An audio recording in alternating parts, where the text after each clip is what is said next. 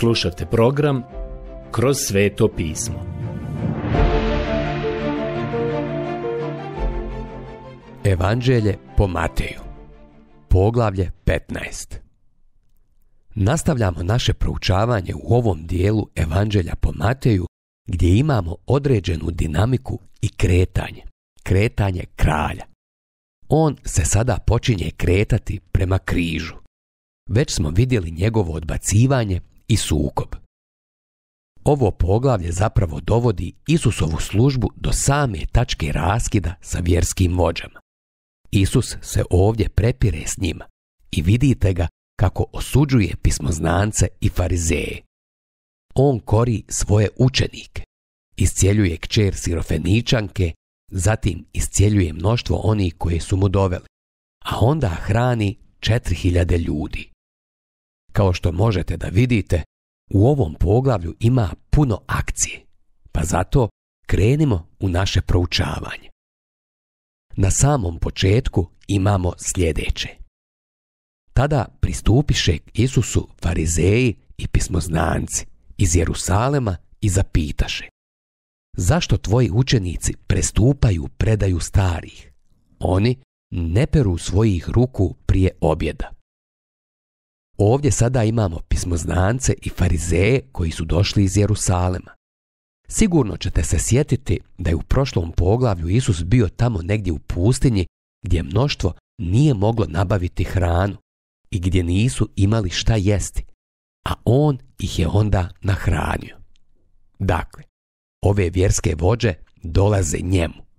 Možda ste pomislili, pa to je predivno što su oni prevalili tako veliki put i došli mu. Ali nažalost, oni nisu prevalili dalek put kako bi došli da mu plješću ili da bi prihvatili njegova učenja. Došli su da kritikuju i odmah možemo prepoznati da to uopšte nije bila prijateljska posjeta. Kao što možete da vidite, oni ga zapravo nisu optužili da je prekršio sveto pismo, već da je prekršio tradiciju koju su oni smatrali ravnopravnom sa svetim pismom. Oni su željeli znati zašto Isusovi učenici nisu oprali ruke. To je veoma zanimljivo, jer mnogi ljudi smatraju da ukoliko prođu kroz neku vrstu vidljive ceremonije i na neki način očiste svoju spoljašnjost, to je onda dovoljno i to je sve što im je potrebno. Oni se sada pitaju zašto Isusovi učenici nisu oprali ruke.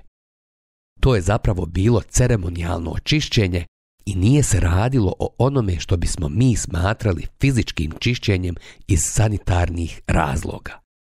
On im odvrati: zašto vi sami prestupate Božju zapovjed zbog svoje predaje? Isus sada optužuje te ljude da zapravo oni krše Božju zapovjed svojom predajom i tradicijom. Njihova predaja je dozvoljavala čovjeku da ne poštuje zakon. To je nevjerovatno, jedna veoma neobična stvar, jer su imali vrlo lukav način da to učine. Čitamo sada 4. stih. Bog je zapovjedio: poštuj oca i majku i tko pogrdi oca ili majku neka bude kažnjen smrću. A vi kažete: ko rekne ocu ili majci: ono čime bih ti trebao pomoći posvetni je dar, taj ne treba više štovati oca ili majke. Tako ukidate Božju zapovjed zbog svoje predaje. Isus sada kaže: poštujte oca i majku tako što ih izdržavate kada ostare. Način na koji su oni to zaobilazili u tadašnje vrijeme bio je posvetiti ta sredstva za hram. Prinosili bi to kao dar Bogu i tako bi bili oslobođeni odgovornosti izdržavanja svojih roditelja. Ovo je ljudima pružalo jedan naizgled veoma pobožan način da prekrše Mojsijev zakon. Ja iskreno mislim i vjerujem da najbolji način da se kršćani testiraju jeste njihov novčanik. To je i danas barometar koji pokazuje kakav je ko kršćanin. To je pravi test. Kako neko upravlja svojim novcem? Kako upravlja Božjim novcem? Ja zapravo vjerujem da bi Bog želio da vi svoje lične odgovornosti i obaveze stavite na prvo mjesto. Mišljenja sam da Bog želi da platite svoje dugove prije nego što njemu date. Mislim da on želi da uzdržavate svoju porodicu prije nego što njemu date. Sjećam se jednog čovjeka. Imao je ludu ideju. Dolazio bi na dan kada je primao svoju platu. Htio je davati polovinu od svojih prihoda, dok je njegova porodica zapravo gladovala. Kada smo to saznali, odmah smo porazgovarali s njim o tome. On se isprva uvrijedio, ali na kraju je shvatio da je zanemario vlastitu porodicu, a to je veoma tragična stvar. Nevjerovatno je kako su ljudi na mnogo načina pokušavali izbjeći odgovornost i nekada su to činili naizgled na veoma pobožan način. Molim vas, obratite pažnju na ono što Isus kaže ovdje u 7. stihu. Licemjeri. To je najstrašnija riječ u Svetom pismu. Ništa se ne može u potpunosti usporediti s njom, ali u ono vrijeme nije imala baš istu onu konotaciju koju ima u današnje vrijeme. To je danas jedna oštra i žestoka riječ. U ono vrijeme to zapravo bila riječ koja se koristila za glumca u predstavi. To znači da bi neko dobio neki komentar, a zatim bi odgovorio na to, odnosno replicirao bi. To je ono što znači odgovoriti. Drugim riječima, Gospod Isus ih je optužio da se igraju religije i onda je citirao iz knjige proroka Izaije. Licemjeri. Dobro je o vama prorokovao Izaija. Ovaj narod me štuje samo usnama, ali njegovo je srce daleko od mene. To je važno. Ovi ljudi su bili jako željni da se prođe kroz ceremoniju pranja ruku. Ali ono što je zaista bilo važno jeste stanje srca. Oni su ovdje radili nešto što je zaista kršilo Mojsijev zakon, a naizgled na veoma pobožan način. Poslušajte šta Isus kaže u 10. stihu. Tada dozva narod i reče im: slušajte i razumijte. Ono što ulazi u usta ne čini čovjeka nečistim, nego što izlazi iz usta, to čini čovjeka nečistim. Tada pristupiše njegovi učenici i rekoše mu: znaš li da se farizeji sablazniše kad čuše taj govor? Isusovi učenici su bili zapanjeni što je on uvrijedio farizeje. Ovo je zapravo konačni razdor među njima. Do ove tačke postojao je sukob, ali sada smo došli do tačke raskida. Evo je. Poslušajte ga šta kaže. On odgovori: svaki nasad, gotovo da bi se moglo reći da ova riječ znači i sistem. Svaki nasad što ga nije zasadio Otac moj nebeski, iskorijenit će se. Svaki sistem, mislim da nije preširoko protumačiti ove Isusove riječi i ovako. Svaki vjerski sistem koji nije zasadio ili uspostavio moj nebeski Otac, iščupat će se i iskorijeniti. Nastavljamo sada čitati 14. stih. Ostavite ih. Oni su slijepi vodiči slijepcima, a kad slijepac vodi slijepca, oba padnu u jamu. Ja mislim da je ovo šaljiva izjava koju je Isus dao u ovom trenutku. Ovo je svakako jedan oštar sarkazam. Ukoliko slijepac vodi slijepca, obojica će pasti u jamu. Farizeji su bile slijepe vođe. Tada mu reče Petar: objasni nam tu prispodobu. On reče: jeste li i vi još nerazumni? Isus je svojim učenicima govorio u usporedbama ili u prispodobama. Izgleda da oni još nisu shvatili poentu. On reče: jeste li i vi još nerazumni? Zar ne uviđate da sve što ulazi u usta ide u želudac i tada se izbacuje van? A što dolazi iz usta, izlazi iz srca i to čini čovjeka nečistim. Evo jednog velikog principa. Nije važno ono što ulazi u usta, već ono što izlazi iz njih. Usput rečeno, ono što je u samom srcu, prije ili kasnije će izaći na usta. Poslušajte ga. jer iz srca dolaze zle misli, ubojstvo, preljub, bludnost, krađa, lažno svjedočenje, hula na Boga. To čini čovjeka nečistim, a neopranim rukama jesti ne čini čovjeka nečistim. Vidimo kako se to danas događa u našoj savremenoj kulturi. Došli smo do razdoblja koje je poznato kao razdoblje novog morala. Doživjeli smo i dočekali smo razdoblje o kojem je govorio prorok Izaija.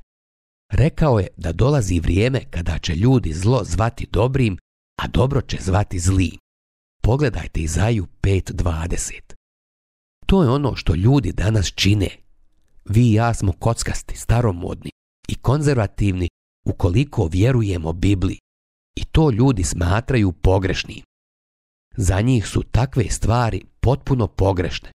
I mi smo potpuno u krivu. Ali ako se malo pozabavimo ovim stvarima, šta možemo vidjeti? Šta to imamo u ovo vrijeme slobode? Šta to imamo sada kada su svi okovi pali i kada čovjek može izraziti sve ono što mu je u srcu? Šta to sada izlazi iz ljudskog srca? Neki novi moral? Ne, iste one stare stvari. Zle misli, ubijstva, preljube. Danas se mnogo govori o seksu. To je ono što možete da očekujete. Blud, krađe, lažna svjedočanstva, bogohuljenja. To je ono što je donijelo ovo vrijeme nove i velike slobode. Vidimo šta će čovjek učiniti ako je slobodan činiti ono što mu je volja. To uopšte nije novi moral. Naš Gospod je rekao da je ono što izlazi iz srca zlo i da te stvari prljaju čovjeka. Ako pogledamo nas danas, možemo vidjeti svuda oko sebe koliko je veliki naglasak na seksu u našim školama, sada već i u našim crkvama, svukuda, na televiziji, na radiju, na internetu. Seks je danas prisutan svuda. Gleda vas sa plakata, bilborda, naslovnih strana časopisa i novina. Dragi prijatelji, te stvari zagađuju, prljaju, pogane.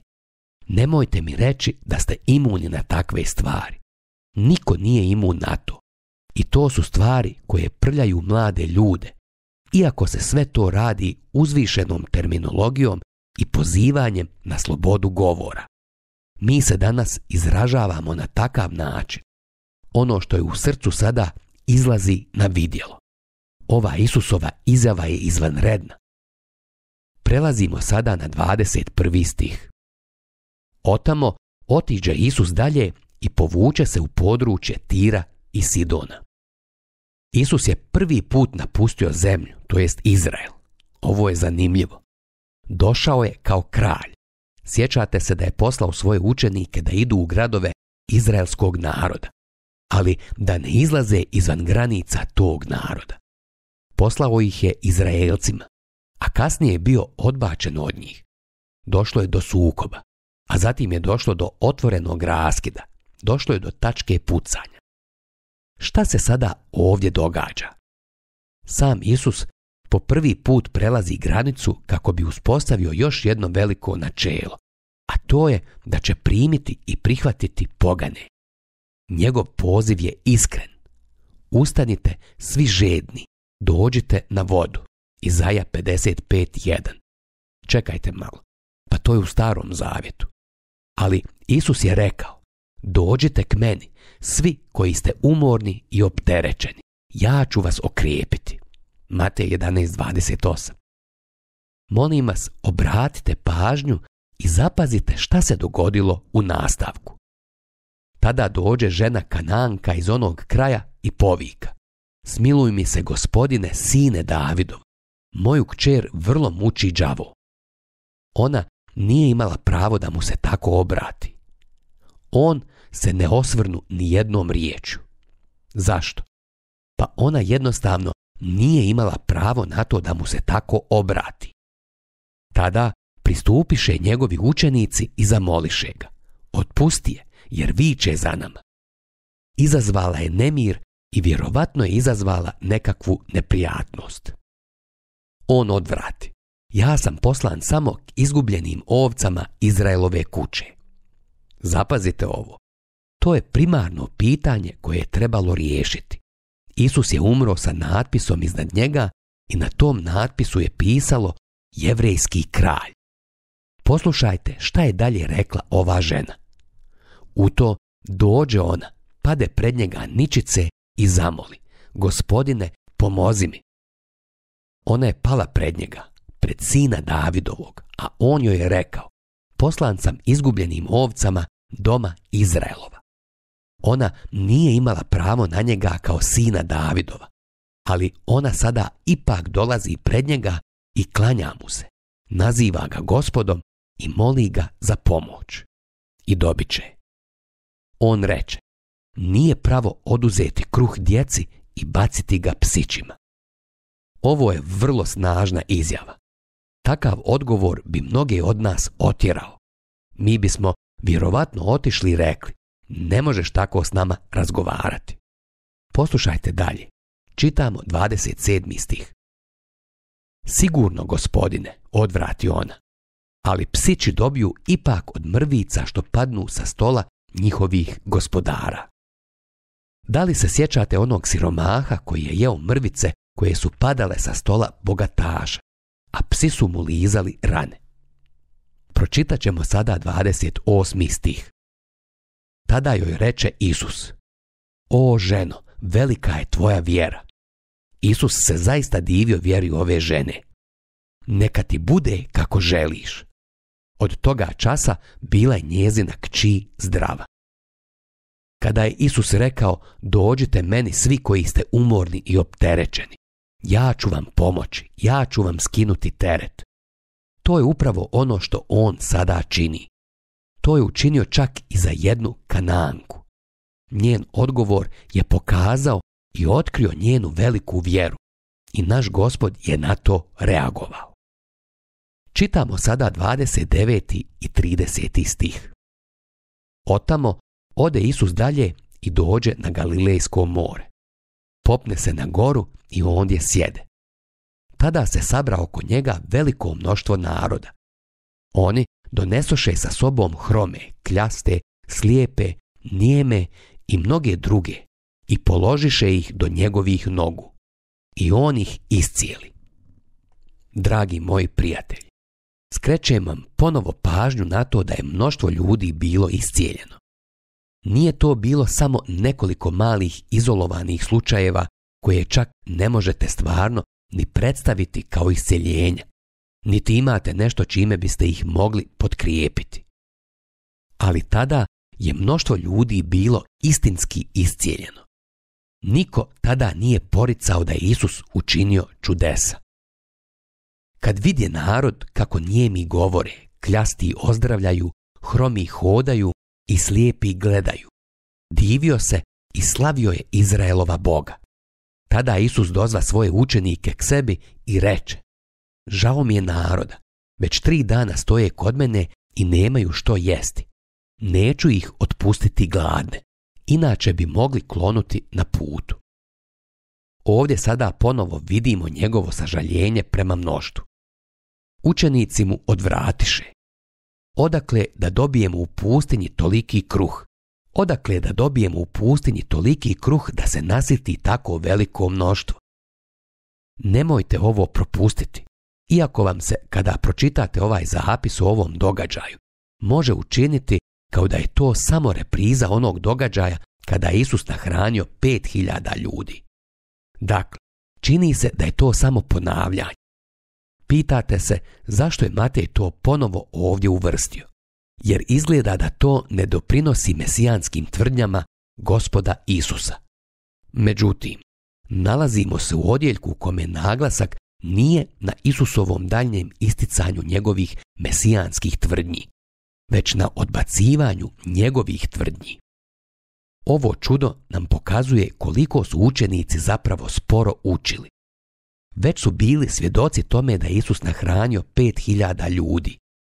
Ja ne mislim da se to dogodilo nekoliko dana prije ovoga, ali oni ipak ovdje iznose iste stare komentare koji su proisticali iz njihove nevjere. rekli su isto u oba slučaja. Učenici mu odvratiše. Odakle da dobijemo u pustinji toliki kruh da se nasiti tako veliko mnoštvo? Isus ih upita, koliko kruhova imate? Oni odgovoriše, 7 i nekoliko ribica. Tada zapovijedi da narod posjeda po zemlji. Onda uze onih 7 kruhova i ribe, izreče hvalu, razlomi kruhove i davaše ih svojim učenicima. A učenici ih davahu narodu. Svi su jeli i nasitili se. Što više, od preostalih komada ponesoše još 7 punih košarica. Ovdje dakle ponovo imamo čudo kada je Isus nahranio mnoštvo ljudi. Ovo nam otkriva da njegovi učenici nisu naučili lekciju. Njihovo oklijevanje da vjeruju zapravo predstavlja jedan oblik odbacivanja. Sjećate se sigurno da je nevjera grijeh. Apostol Pavle u poslanici Rimljanima 14:23 zapisao sljedeće: a sve što ne biva po uvjerenju jest grijeh. Na jednom drugom mjestu je zapisano: skinimo svako breme. Hebrejima 12:1. Šta znači to svako breme? Pa ja mislim da je to nevjera i da je to grijeh. Grijeh nevjere. Vi i ja mu danas jednostavno ne vjerujemo. Ako želite da se ja sada ispovijedim, a spreman sam se ispovijediti, to bi jednostavno bilo ovo. Volio bih da mu više vjerujem. Njemu se može vjerovati. Trebao bih mu vjerovati, ali problem je u meni. Ja mislim da je isti taj problem i u vama. Gospod Isus je nahranio mnoštvo ljudi. Pročitat ćemo sada šta je zapisano u nastavku. Čitam 38. stih. Bilo je 4000 muževa koji su jeli, osim žena i djece. To je više od 4000 ljudi i siguran sam da biste trebali pridodati po jednu ženu i po jedno dijete svakom muškarcu. Tako da ovdje imate 4000 ljudi pomnoženo sa 3, a to je ukupno 12.000 nahranjenih ljudi tom prilikom. Tada otpusti narod, uđe u lađicu i ode u okolinu Magadan. To mjesto na Galilejskom moru se danas nalazi u ruševinama. Ovo poglavlje otkriva da njegovi učenici jednostavno nisu držali korak s njim. Bili su spori povjerovati i razumjeti. To je zapravo sputavalo Isusa. Čini se da u ovom trenutku, budući da je došao do tačke raskida sa vjerskim vođama, ima jedan istinski problem i sa svojim učenicima. On sada čeka da ga oni sustignu. Ja smatram da je on i danas veoma strpljiv, i sa vama i sa mnom, kako bismo ga mi mogli sustići. Bojim se da mnogi od nas trebaju sustići Isusa. Kad bismo mu samo mogli vjerovati.